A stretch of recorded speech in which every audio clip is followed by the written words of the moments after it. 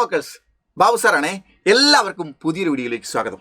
മക്കളെ, നമ്മൾ കഴിഞ്ഞ ക്ലാസ്സിലൊക്കെ പറഞ്ഞിരുന്നു നമുക്ക് പഠിക്കാനുള്ള ഏറ്റവും പ്രധാനപ്പെട്ട പാഠങ്ങളിൽ ഒരു പാഠമാണ് ഒന്നാമത്തെ പാഠമായ ലഘുകഥയാണ്, ചെറുകഥയാണ് ഖിഡ്കി എന്ന് പറയുന്നത്. ഖിഡ്കി എന്ന് പറഞ്ഞാൽ ജനൽ എന്നാണ് അഞ്ജു ഗർബന്തയാണ് എഴുതിയിരിക്കുന്നത്. ഓക്കെ, ഇവിടെ നോക്കൂ, ഈ പാഠഭാഗങ്ങളിൽ നമ്മൾ ഏറ്റവും പ്രധാനപ്പെട്ട കാര്യങ്ങളൊക്കെ നമ്മൾ കഴിഞ്ഞ ക്ലാസ്സിലും പറഞ്ഞു. ഇനിയും ഒരുപാട് കാര്യങ്ങൾ ഇതുമായി ബന്ധപ്പെട്ട് പറയാനുണ്ട്. ഇന്നും ഞാൻ ഏറ്റവും പ്രധാനപ്പെട്ട 4 മാർക്കിൻ്റെ ഒരു ക്വസ്റ്റ്യൻസ് ആണ് പറയാൻ പോകുന്നത്. ഒരു കാര്യം കൂടി പറയട്ടെ, നമ്മുടെ അസ്ത്ര ബാച്ചിൽ നിങ്ങൾ ജോയിൻ ചെയ്യുക, ഗംഭീരമായി ഇപ്പോൾ തന്നെ ജോയിൻ ചെയ്യുക. ഒരുപാട് കുട്ടികൾ ജോയിൻ ചെയ്തു നമുക്ക് എല്ലാ വിഷയത്തിലും ഫുൾ മാർക്ക് വാങ്ങാൻ വേണ്ടി നമ്മുടെ അസ്ത്ര ബാച്ചിൽ ജോയിൻ ചെയ്യാൻ വേണ്ടി നിങ്ങൾ തയ്യാറാവുക. ഈ പാഠത്തിൽ നിങ്ങൾക്കറിയാം, ഭർത്താവും ഭാര്യയും കുഞ്ഞുങ്ങളും പഞ്ചാബിലേക്ക് ഹോഷിയാർപൂരിലേക്ക് ഡൽഹിയിൽ നിന്ന് യാത്ര പോകുന്ന 8 മണിക്കൂറിൽ ഒരു ഷോൾ വിൽപ്പനക്കാരിയായ യുവതി വന്നിട്ട് അവർ ഭാര്യയുമായിട്ട് ഷോൾ വിൽപ്പന നടത്താൻ വേണ്ടി ശ്രമിക്കുമ്പോൾ ഭാര്യ വിലപേശൽ നടത്തുന്ന രംഗം കണ്ടിട്ട് ഭർത്താവ് തൻ്റെ കുട്ടിക്കാലത്തേക്ക് അഥവാ കുട്ടിക്കാലത്തെ അവസ്ഥയിലേക്ക് തൻ്റെ അച്ഛനും ട്രെയിനിൽ ഇതുപോലെ വസ്തുക്കൾ ട്രെയിനുകൾ വിറ്റിടാണ് തങ്ങളെ കുട്ടിക്കാലത്ത് ഞങ്ങളെ പോറ്റി വളർത്തിയിരുന്നത്. അദ്ദേഹം ഇവിടെ വിലപേശൽ നടന്നുകൊണ്ടിരുന്ന സമയത്ത് സ്ത്രീയുടെ കണ്ണിൽ കണ്ട ഒരു സങ്കടകരമായ ഒരവസ്ഥ, ഓരോ ദിവസവും ട്രെയിനിൽ വസ്തുക്കൾ വിറ്റ് വീട്ടിൽ വരുന്ന സമയത്ത് തൻ്റെ അച്ഛന് ഒരുപക്ഷെ ലാഭം കിട്ടാത്തതുകൊണ്ടായിരിക്കാം, ഓരോ ദിവസവും നഷ്ടക്കച്ചവടമായതുകൊണ്ടായിരിക്കാം അദ്ദേഹത്തിൻ്റെ കണ്ണുകളിലും ഒരു സങ്കടകരമായ ഒരവസ്ഥ ഞാൻ ഈ ഇന്ന് ഷോൾ വിൽപ്പനയ്ക്ക് വന്ന യുവതിയുടെ കണ്ണിൽ കണ്ടതുപോലെ കാണാറുണ്ടായിരുന്നു എന്ന് പുറത്തേക്ക് വിൻഡോയിലൂടെ പുറത്തേക്ക് നോക്കിയിട്ട് അദ്ദേഹത്തിൻ്റെ കഴിഞ്ഞ കാലത്തിലേക്ക് കഥ പോകുന്നതാണ്. മറ്റൊരു കഥയിലേക്ക് പോകുന്നതോടുകൂടി ഈ കഥ അവസാനിക്കുന്നതാണ്. അതാണ് ഈ പാഠത്തിൻ്റെ പ്രധാനപ്പെട്ട മർമ്മം. ഈ പാഠത്തിലെ ഏറ്റവും പ്രധാനപ്പെട്ട ഒരു ക്വസ്റ്റ്യനാണ്. ഇതിൽ ഭർത്താവിൻ്റെ ലെറ്റർ ഉണ്ട്, ഒക്കെ ഭാര്യയുടെ ലെറ്റർ ഉണ്ട്, ഒക്കെ സംഭവങ്ങളുണ്ട്, കോൺവെർസേഷൻ ഉണ്ട്, ഒക്കെ ഉണ്ട്, ഡയറി ഉണ്ട്. ഇവിടെ നമ്മളോട് ചോദിക്കുന്ന ഒരു ചോദ്യം ഇതാണ്: ഹോഷിയാർപൂർ യാത്രാക്ക അനുഭവക്കെ ആധാർ പർ. ഹോഷിയാർപൂരിലുള്ള യാത്രയെ ആസ്പദമാക്കിയിട്ട് പത്നി അപ്പനെ മിത്രക്കെ നാം പത്ര ലിഖി. പത്നി, പതിയുടെ കുറിച്ച് നമ്മൾ പഠിച്ചു വെക്കും. പ്രധാനമായിട്ടും പതിയാണല്ലോ മെയിനായിട്ടുള്ളത്. പക്ഷേ ഒരുപക്ഷെ നമ്മൾ ചോദിക്കും, പത്നി തൻ്റെ യാത്രയെക്കുറിച്ച് ഒരു കത്ത് എഴുതുന്നു.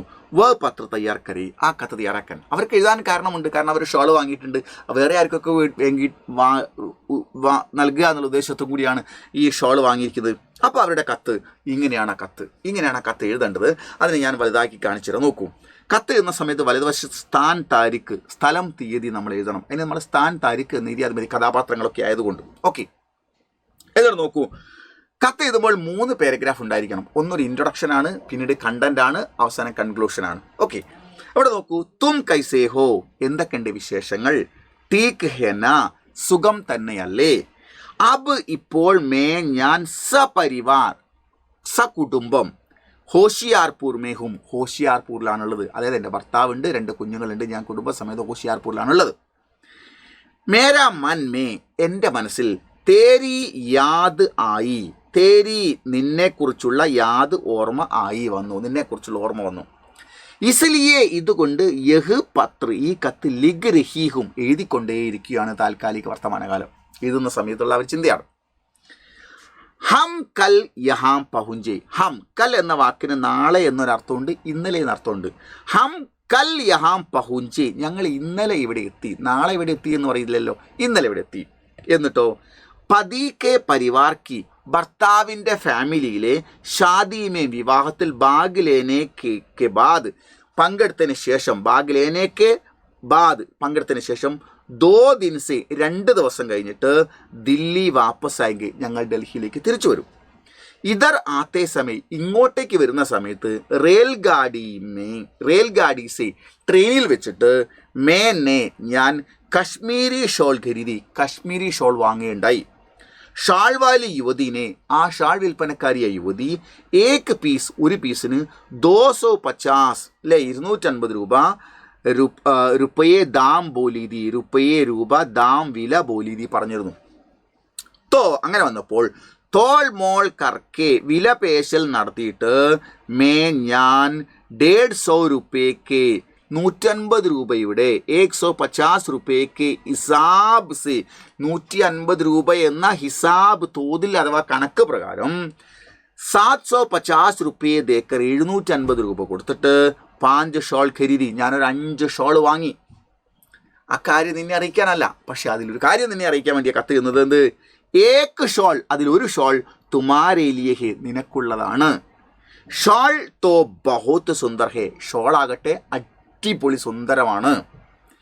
അഗല ഹഫ്ത നെക്സ്റ്റ് വീക്ക്, അഗല ഹഫ്ത നെക്സ്റ്റ് വീക്ക്.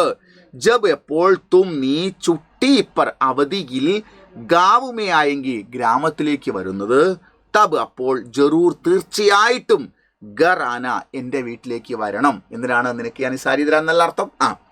എന്നിട്ട് പ്യാർ സേ സ്നേഹത്തോടു കൂടി ഹസ്താക്ഷരം ഇട്ടിട്ട് നാം. ഓക്കെ, ഹസ്താക്ഷരം എന്നാൽ ഉപ്പ്, നാം പേര്. അവിടെ പത്നിയുടെ പേരാണ് എഴുതേണ്ടത്. പത്നിയുടെ പേരെന്താ നമുക്ക് കഥാപാത്രത്തിൽ കഥയിൽ പറഞ്ഞിട്ടില്ല. ഓക്കെ, അപ്പം നാം എന്ന് എഴുതി 2 ഡോട്ട് ഇട്ടാൽ മതി. എന്നിട്ട് ഈ കത്ത് ഒരു A4 ഷീറ്റാണ്. ഇതിനെ മടക്കിയിട്ട് നമ്മൾ മറ്റൊരു കവറിലിടണം. ആ കവറിൻ്റെ മുകളിലാണ് സ്റ്റാമ്പ് ഒട്ടിക്കേണ്ടത്, കിട്ടുന്ന ആളിൻ്റെ അഡ്രസ്സ് ചെയ്യേണ്ടത്. അതും കൂടി നമ്മളിവിടെ സൈഡിൽ മെൻഷൻ ചെയ്യണം. അതാണ് ഇവിടെ കൊടുത്തിരിക്കുന്നത്. സേവാമേം എന്ന് പറഞ്ഞാൽ നമ്മൾ ഒരാൾ അഡ്രസ്സ് എഴുതുമ്പോൾ നമ്മൾ ആദ്യം 2 എഴുതാറില്ലേ, അതാണ് സേവാമി. എന്നിട്ട് നാം പദ, കിട്ടേണ്ടുന്ന ആളിൻ്റെ കഥാപാത്രത്തെ ആരാണെന്ന് നമുക്കറിയില്ല, അദ്ദേഹത്തിൻ്റെ പേര് തന്നിട്ടില്ല, മിത്ര എന്നാണ് പറഞ്ഞത്. അപ്പോൾ നമ്മൾ ഇവിടുന്ന് മിത്രൻ്റെ നാം ഇവിടെ എഴുതും, മിത്രൻ്റെ പദ ഇവിടെ എഴുതും, അഡ്രസ്സ് ഇവിടെ എഴുതും എന്നാണ് കാണിക്കേണ്ടത്. അങ്ങനെ എഴുതി കഴിഞ്ഞാൽ നമുക്ക് കിട്ടുന്നത് 4 മാർക്കാണ്. വെരി വെരി ഇമ്പോർട്ടൻ്റ് ആണ്. അപ്പോൾ ചോദിക്കും ഭർത്താവ് കത്ത് ചെയ്തില്ലേ? സ്വാഭാവികമായിട്ടും ഭർത്താവ് തൻ്റെ അച്ഛനെ ഓർത്ത് പോകുന്ന കാര്യവുമായി ബന്ധപ്പെട്ട് കത്ത് ഉണ്ടാവും, അത് ഇമ്പോർട്ടൻ്റ് ആണ്. അദ്ദേഹം ഡയറി ചെയ്തില്ലേ? സ്വാഭാവികം ഡയറി ചെയ്തും. ഈ വൈഫ് ഡയറി ചെയ്തില്ലേ? വൈഫും ഡയറി ചെയ്തും. അതൊക്കെ ഈ പാടുമായി ബന്ധപ്പെട്ട് പഠിക്കാനുള്ളത്. ഈ കാര്യങ്ങളൊക്കെ നമുക്ക് നല്ലപോലെ പഠിക്കേണ്ടതുണ്ട്. നിങ്ങൾ എന്ത് ചെയ്യുക, അസ്ത്ര ബാച്ചിലേക്ക് വരിക. അവിടെ നമ്മൾ സിസ്റ്റമാറ്റിക്കായിട്ട് കൃത്യമായിട്ട്, വല്ലപ്പോഴുമല്ല സിസ്റ്റമാറ്റിക് പീരീഡ് പ്രകാരം നമുക്ക് ക്ലാസ്, അതിൻ്റെ അകത്ത് നമുക്ക് എല്ലാ ക്ലാസ്സുകളും പോകുന്നുണ്ട്. റിവിഷൻ ക്ലാസ് ഉണ്ടാവും, എക്സാം ഉണ്ടാവും, ഒരുപാട് കാര്യങ്ങൾ നമുക്ക് ഡീറ്റെയിൽ ആയിട്ട് അവിടെ പഠിക്കാൻ അവസരമുണ്ട്. അതുകൊണ്ട് നിങ്ങൾ എത്രയും പെട്ടെന്ന് നമ്മുടെ അസ്ത്ര ബാച്ചിൽ ജോയിൻ ചെയ്യണം. കമ്മ്യൂണിറ്റി ഗ്രൂപ്പിൽ നിങ്ങൾ ഇത് സ്കാൻ ചെയ്തിട്ട് നിങ്ങൾ യൂട്യൂബ് കമ്മ്യൂണിറ്റി ഗ്രൂപ്പിൽ നിങ്ങൾ ജോയിൻ ചെയ്യാൻ വേണ്ടി സ്കാൻ ചെയ്യുക. ഓക്കെ, നമ്മുടെ അസ്ത്ര ബാച്ചിൽ ജോയിൻ ചെയ്യാൻ വേണ്ടി ഈ നമ്പറിൽ വിളിക്കുക. എത്രയും പെട്ടെന്ന് അസ്ത്ര ബാച്ചിൽ ജോയിൻ ചെയ്യുക. നമുക്ക് സൂപ്പറാക്കാം. ബാച്ചിലേക്ക് വാ, അവിടെ നമുക്ക് അടിച്ചു പൊളിക്കാം. Okay, by.